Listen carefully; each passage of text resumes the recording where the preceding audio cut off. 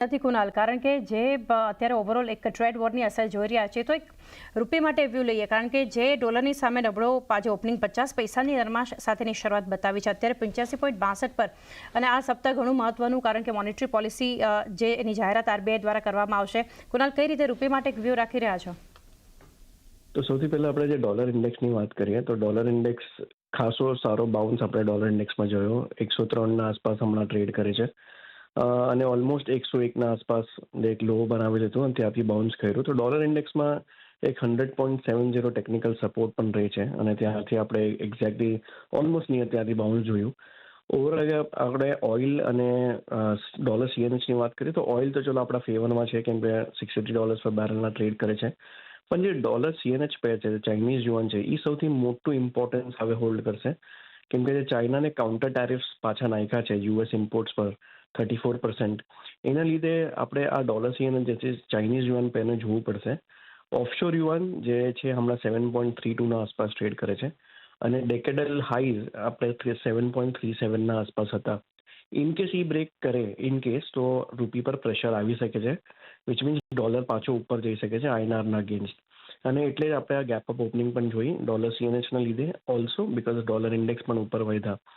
Plus risk on risk off રેલીની વાત જ્યાં તમે કહી કે હા સાચી વાત છે કે ગુડ મોર્નિંગ નથી, માર્કેટ્સ ગ્લોબલી ઇવન આઈએનઆર ટર્મ્સમાં ઇવન નિફ્ટી ટર્મમાં બધું ટેન્ક જ થયું છે.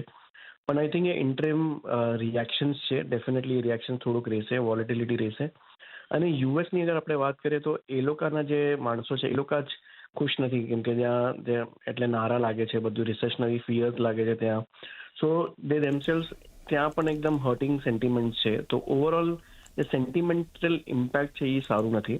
હવે અગર આપણે ડોલર રૂપીની વેલ્યુની વાત કરીએ, આપણે શું લાગે છે અહીંયાથી, તો એક 85.20 એક સારો બેઝ બને છે મારા હિસાબથી. આપણે ટેસ્ટ કર્યું છે 84.95 પણ મને લાગે છે 85ના નીચે પાછું વધારે ટ્રેડ ના કરવું જોઈએ.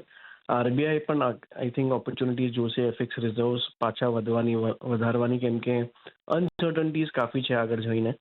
તો મારા ખ્યાલથી 85 સારો બેઝ રહેશે. પાછું 86 હાફ 86-80 સુધી મારા ખ્યાલથી સ્પેસ ઓપન છે ત્યાં સુધી.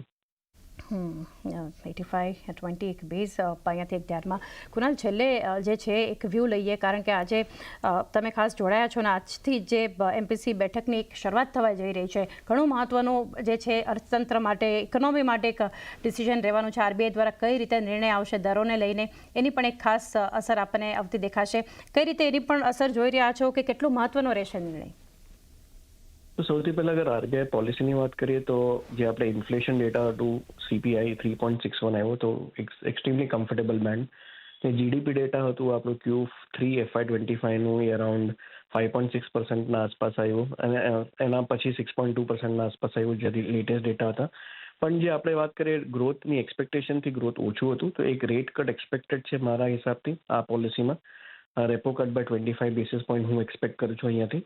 સેકન્ડલી, જે લિક્વિડિટી મેજર્સ આરબીઆઈ લીધા છે, જે ઓએમઓસ કરે છે, બાયસેલ સ્વોપ કરે છે એફએક્સના થ્રુ અને વીઆરઆર, એનાથી લિક્વિડિટીને ખાસો ધ્યાન રાખે છે.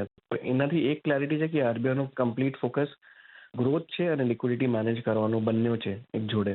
ઇન્ફ્લેશન એમને લાગે છે કે કન્ટેન થઈ ગયું છે, તો મને ડેફિનેટલી લાગે છે કે 25 બેસિસ કટ હશે. ઇમ્પોર્ટન્ટ વસ્તુ એ હશે કે સ્ટાન્સ ચેન્જ થાય છે કે નહીં આ વખતે, કે એક પોલિસી હજી રૂકશે સ્ટાન્સ ચેન્જ કરવા માટે. એ ઇમ્પોર્ટન્ટ વસ્તુ હશે મારા હિસાબથી. અગર એનું ઇમ્પેક્ટ હું ડોલર રૂપી અને રૂપી પર કહું તો મને લાગે છે કોઈ ડાયરેક્ટ ઇમ્પેક્ટ નથી, કેમ કે ઓલરેડી માર્કેટ ડિસ્કાઉન્ટ કરે છે 25 બેસિસ પોઈન્ટ. કોઈ સરપ્રાઇઝ એલિમેન્ટ આવે એવું મને લાગતું નથી ઓનેસ્ટલી. એલિમેન્ટને 25 બેસિસ પોઈન્ટ સુધીનો એક કાપ દરોમાં જાહેર કરે આરબીઆઈ, એક અનુમાન બનતું જોઈ રહ્યા છે. કુનાલ, થેન્ક યુ, અમારી સાથે તમે ખાસ જોડાયા અને આપના વ્યૂઝ કરન્સી પર, માર્કેટ પર, આરબીઆઈ પોલિસી પર શેર કર્યો. Thank you. બહુ ધન્યવાદ. Thank you.